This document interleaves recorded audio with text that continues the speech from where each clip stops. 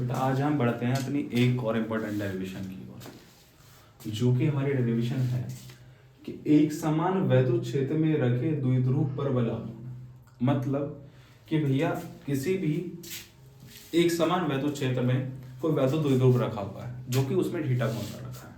अब उस पर जो बलयुग्मागुण कार्य करेगा, जिस पर जो बलयुग्मागुण काम करेगा, असल में आप इसको बलयुग्मागुण बोल सकते हैं, उसकी हम वैल्यू यहाँ पे फाइंड करने वाले हैं, जो कि आपने 11th क्लास में पढ़ा भी होगा, टॉप, है ना। अब बात आती है कि भैया एक समान वैद्युत क्षेत्र या यूनिफॉर्म इलेक्ट्रिक फील्ड किसे कहता है। यूनिफॉर्म इलेक्ट्रिक फील्ड का मतलब क्या होता है? यूनिफॉर्म इलेक्ट्रिक फील्ड का मतलब होता है कि एक ऐसा इलेक्ट्रिक फील्ड जिसकी वैल्यू या जिसकी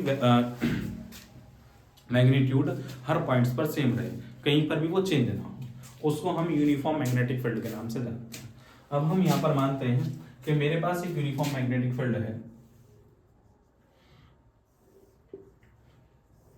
ये, और इसकी जो डायरेक्शन है वो बेटा मैंने इधर की ओर शो की, मतलब लेफ्ट टू राइट चल रही है, इसकी डायरेक्शन मैंने जो शो की है। अब इसमें मैं क्या करना चाहता हूं कि इसमें मैं एक इलेक्ट्रिक डाइपोल को रखना चाहता हूं, और उस इलेक्ट्रिक डाइपोल पर, उस इलेक्ट्रिक डाइपोल को इस इलेक्ट्रिक फील्ड में मैं थीटा एंगल पर रखूंगा और उसमें देखूंगा कि उस पर कितना बलयुग्मागुण यानी कितना टॉर्क वर्क करेगा। मेनली बात बनती है कि भैया ये बल आघूर्ण होती क्या चीज है। बल आघूर्ण होता है कि जो एक ऐसा बल जो किसी वस्तु में घूर्णन गति या किसी वस्तु में कह सकते हो आप रोटेशनल मोशन क्रिएट कर देता है। रोटेशनल मोशन का मतलब है कि जैसे कि मान लो ये मार्कर ही है, अब ये मार्कर आपको सबको दिख रहा होगा क्लियरली, ये मार्कर ही, और इस मार्कर पे मैं क्या करूं, एक फोर्स इधर से लगाऊं और एक फोर्स इधर से लगाऊं, तो क्या ये मार्कर रोटेट करेगा? नहीं करेगा। क्यों नहीं करेगा? क्योंकि भैया आपने फोर्स तो सही लगाया, लेकिन आपने ये दोनों सेम डायरेक्शन में लगा दी, और सेम डायरेक्शन में जब भी किसी भी ऑब्जेक्ट पर फोर्स लगते हैं और दो फोर्स उसके किनारों पर लगते हैं तो वो बॉडी हमारी रोटेट नहीं करती। अब बात आती है तो रोटेट कब करती है?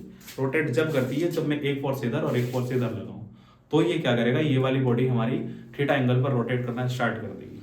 और ये जिस फोर्स की वजह से अब रोटेट कर रही है उसी फोर्स को हम टॉर्क यानी कि बलयुग्म आघूर्ण के नाम से जानते हैं। आप लोग देखो युग्म का मतलब क्या होता है? युग्म का मतलब पेयर यानी कि जोड़ा। तो बल का ऐसा जोड़ा जो कैसा हो, परिमाण समान हो जिसका, बट उसकी डायरेक्शन कैसी हो, अपोजिट हो। जैसा कि इस मार्कर में दिख रहा है कि एक फोर्स इधर से एक फोर्स इधर से, दोनों की डायरेक्शन कैसी है, ये ऊपर की और ये नीचे की ओर, अपोजिट डायरेक्शन में। और मैग्नीट्यूड कैसा होना चाहिए? सेम होना चाहिए। मतलब कि अब इसमें कैसे वर्क करेगा ये, तो देखते हैं कि मेरे पास एक ही इलेक्ट्रिक फील्ड यानी कि वैद्युत क्षेत्र है, जो मैंने एक समान वैद्युत क्षेत्र ले रखा है, और इसमें मैं थीटा एंगल पर एक वैद्युत द्विध्रुव यानी कि ए बी मान लेता हूं। ये एक वैद्युत द्विध्रुव ए बी है जो मैंने इस वैद्युत क्षेत्र में रखा है। ये हो गया इसका पॉइंट ए, ये हो गया इसका पॉइंट बी, और ये यहाँ पर बेटा थीटा एंगल पर रखा गया है। ये वाला एंगल इसका कितना है? थीटा है। उसके बाद अब आपको पता है कि वैद्युत द्विध्रुव में दो चार्ज होते हैं, पॉजिटिव एक नेगेटिव, और सेम परिमाण के। तो मान लिया मैंने कि ये वाला इसका पॉजिटिव वाला है और ये वाला इसका नेगेटिव वाला है, और दोनों चार्जेस के बीच की डिस्टेंस कितनी होती है बेटा? ये होती है 2a डिस्टेंस। अब उसके बाद देखो, असल में देखो क्या होता है कि जब किसी भी वैद्युत द्विध्रुव के आवेश पर या फिर वैद्युत द्विध्रुव का आवेश भी ना हो, भाई कोई भी आवेश यदि किसी भी वैद्युत क्षेत्र में गति करेगा या उस वैद्युत क्षेत्र पर जाएगा तो उस पर वैद्युत बल कार्य करेगा, यानी कि उस पर इलेक्ट्रोस्टैटिक फोर्स वर्क करेगा। अब वो उस इलेक्ट्रोस्टैटिक फोर्स की डायरेक्शन क्या होगी, वो डिपेंड करता है उस चार्ज पर कि चार्ज किस नेचर का है। असल में चार्ज अगर पॉजिटिव नेचर का है तो इलेक्ट्रिक फील्ड की डायरेक्शन और उस पर लगने वाले इलेक्ट्रोस्टैटिक फोर्स यानी कि एफ की डायरेक्शन दोनों कैसी होंगी? सेम होंगी। क्लियर होगा? मतलब यहां पर जो ये पॉजिटिव चार्ज है, इस पर जो इस इलेक्ट्रिक फील्ड की वजह से इलेक्ट्रिक फोर्स लगेगा वो किस डायरेक्शन में लगेगा? इलेक्ट्रिक फील्ड की डायरेक्शन में लगेगा। मतलब ये दोनों एक दूसरे के साथ सेम डायरेक्शन। लेकिन अगर नेगेटिव चार्ज है तो फिर इस पर जो इलेक्ट्रिक फोर्स लगेगा वो इलेक्ट्रिक फील्ड की डायरेक्शन के अपोजिट डायरेक्शन में लगेगा। इसका मतलब इस पर इधर लगेगा। अब एक चीज खुद सोचो, अभी मैंने बताया था कि भैया अगर दो फोर्स सेम मैग्नीट्यूड के अपोजिट डायरेक्शन में लगते हैं तो बॉडी रोटेट करती है, मतलब उसमें एक बलयुग्म आघूर्ण उत्पन्न हो जाता है। जैसा कि यहाँ पर दिख भी रहा है कि भैया पॉजिटिव पर आगे की ओर और इस पर पीछे की ओर, तो इस तरह से बॉडी क्या करेगी हमारी, इसमें ये रोटेट करेगी। जैसे यहाँ पर यहाँ रखा है, इस पे आगे की ओर ऐसे फोर्स लगाऊं और इस पे ऊपर की ओर लगाऊं तो ये रोटेट करेगा ऐसे यहाँ पर आराम से। तो ये क्या बनाएगा, बलिगुम आघूर्ण बनाएगा। अब उस बलिगुम आघूर्ण का मान ही हम निकालना चाहते हैं। तो देखो बेटा, अब बलिगुम आघूर्ण यानी कि टॉ, फॉर्मूला क्या होता है इसका, टॉ को इस साइन से प्रदर्शित करते हैं। टॉ का फॉर्मूला होता है बल और बलों के बीच की लंबवत दूरी, मतलब टॉ is equal force into perpendicular distance. अब फोर्स हमारे पास है भैया है, बट इसकी वैल्यू कितनी है। अब एक चीज बताओ, अगर कोई भी चार्ज इलेक्ट्रिक फील्ड में रखा और उस पर इलेक्ट्रोस्टैटिक फोर्स लग रहा हो तो उसके इलेक्ट्रिक फील्ड का फॉर्मूला क्या होता है। तो हमने पढ़ा था भैया कि इलेक्ट्रिक फील्ड का formula E is equal F upon Q होता है। आपने वहां क्यू नोट लिया था, यहाँ पर क्यू है तो हमने क्यू ले लिया, वहां पे टेस्ट स्टार्ट करो। मतलब अगर मैं देखूं कि भैया बिंदु ए पर यानी कि डाइपोल के द्विध्रुव के धनावेश पर लगने वाला बल, तो लिखेंगे धनावेश पर लगने वाला बल या धनावेश पर वैद्युत बल। तो देखो फॉर्मूला होता है E is equal F upon Q. तो एफ की वैल्यू कितनी होगी बेटा, इनटू क्यू। इंग्लिश वाले कैसे लिखेंगे कि electric force on positive charge या electric force at positive charge, उसके बाद ऋणावेश पर लगने वाला बल electric force on negative charge.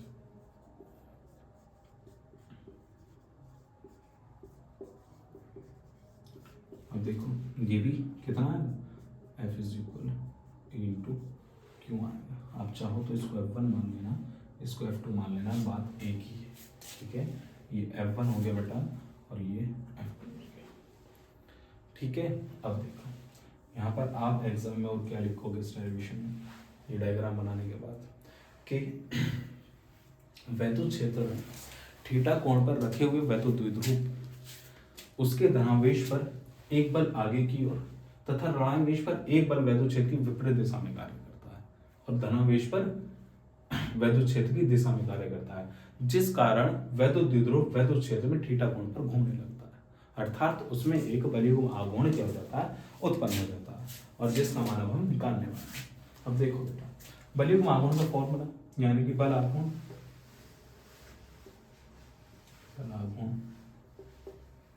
यानी कि टॉर्क,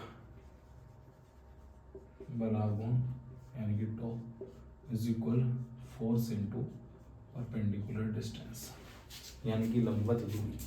अब लंबवत दूरी की बात आती है भैया, देखो फोर्स तो हमारे पास है, तो ऐसे कैसी फोर्स तो हमारे पास है कितना भी हो, क्यू इनटू इन दोनों में से कोई सा भी रख सकते हो आप, क्योंकि किसी भी एक आवेश पर लगने वाला फोर्स लेना, बिकॉज दोनों सेम है बेटा। तो इनटू क्यू ऐसे कैसे, लेकिन परपेंडिकुलर डिस्टेंस आपके पास नहीं है।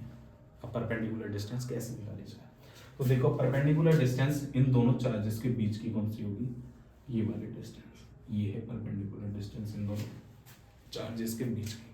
अगर मैं मानूं कि वाला पॉइंट बेटा कितना है, ओ, ठीक है। तो देखो इसे कैसे फाइंड करते हैं, क्योंकि एग्जाम में आपको केवल और केवल इसकी परपेंडिकुलर डिस्टेंस ही परेशान करेगी निकालने के लिए।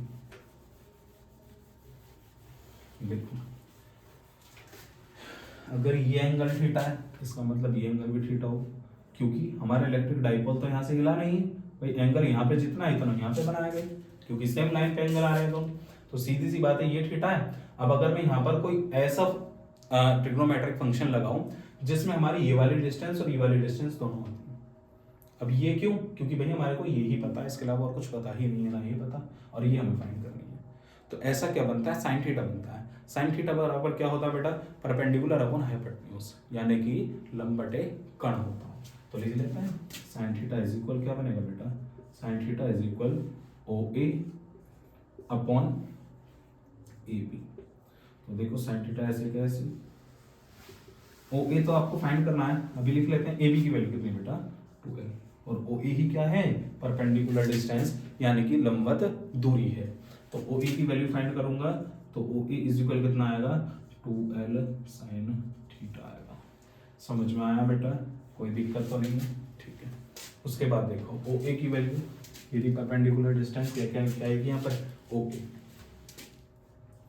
ये रख रखी ओ ए, तो ए इंटू क्यू कितनी आई है 12 साइन थीटा। अब फिर वही चीज क्यू इंटू 2, भाई क्यू इंटू 12 दोबारा से क्या बन गया पी बन गया, तो क्या बना ए इंटू यानी कि ये हमारा क्यू इंटू 12 क्या बन गया पी, और ये साइन थीटा ऐसे का ऐसे ये तो फॉर्मूला क्या बन गया पी ई साइन थीटा। ठीक है बेटा, तो ये हमारा किसका फॉर्मूला हो गया, इलेक्ट्रिक डाइपोल पर लगने वाले बलयुग्म आघूर्ण का फॉर्मूला जो एक समान वैद्युत क्षेत्र में थीटा कोण पर रखा हुआ होता है। यानी कि इलेक्ट्रिक डाइपोल पर लगने वाला टॉर्क जो हमारा electric dipole uniform electric field में थीटा एंगल पर रखा होता है। आपको एमसीक्यू में पूछा कैसे जा सकता है, क्योंकि सीबीएसई सेट में मैंने आज ही देखा है क्वेश्चन कि किस तरह से पूछा इसने दे दी कि tau is equal P cross E, ये दे रखा था भैया आज ऑप्शन में, और आंसर था इसका कैसे। तुमने पढ़ा होगा भैया क्या वेक्टर प्रोडक्ट 11th क्लास में, स्केलर प्रोडक्ट वेक्टर प्रोडक्ट क्या होता था कि जब कोई भी दो वेक्टर क्वांटिटीज का मल्टीप्लाई किया जाए और आंसर भी वेक्टर आ जाए तो उस मल्टीप्लाई को भी वेक्टर प्रोडक्ट यानी कि क्रॉस प्रोडक्ट के नाम से जानते हैं। अब असल में हमारे इलेक्ट्रिक डाइपोल मोमेंट भी वेक्टर होता है, इलेक्ट्रिक फील्ड भी वेक्टर होता है, बिकॉज इसकी डायरेक्शन फिक्स होती है पॉजिटिव टू नेगेटिव, और इलेक्ट्रिक डाइपोल मोमेंट की direction negative to positive fix होती है। और इसकी डायरेक्शन क्या होता है कि भैया ये भी डायरेक्शन पे डिपेंड करता है। कैसे भैया, इलेक्ट्रिक फोर्स जब आप एक अपोजिट डायरेक्शन में लगाते हो तभी ये प्रोड्यूस होता है, अर्थात ये नहीं बनता। तो इसलिए ये भी वेक्टर क्वांटिटी, ये भी वेक्टर क्वांटिटी, ये भी वेक्टर क्वांटिटी, और ये चीज आपने खुद पढ़ी होगी कि A dot B is equal A B sine theta आता है, ऐसे ही ये ना P cross E is equal P sine theta. तो ये फॉर्मूला भी इसका करेक्ट है। अब बात बनती है कि भैया इसका यूनिट कितना होता है, यूनिट तो बताओ ना। तो यूनिट देखो इस डायरेक्ट फॉर्मूले से बना सकते हो, तो is equal force into displacement बोल सकते हो, डिस्टेंस भी बोल सकते हो। तो देखो डिस्टेंस है, चाहे डिस्टेंस हो परपेंडिकुलर डिस्टेंस, तो बात हो की। अब एक ही बात है भैया, इसका मतलब क्या है, ये मीटर है और ये क्या है न्यूटन है, तो सीधी सी बात है क्या बना न्यूटन मीटर बना, और ये डेरिवेशन यहाँ पे कंप्लीट होती है। बेटा इंपॉर्टेंट डेरिवेशन है, आराम से आती है। इस लेसन की मैंने आपको तीन डेरिवेशन आपको मिल कराई है, उनको अच्छे से रिवाइज करो। ठीक है, बाकी मिलते हैं अगले वाले लेसन के लिए। अब गॉस थ्योरम चलेगी और गॉस थ्योरम कराऊंगा, उसके बाद उसके एप्लीकेशंस कराऊंगा, और सारी वीडियोस देखो। ठीक है, मिलते हैं गाइस, थैंक यू।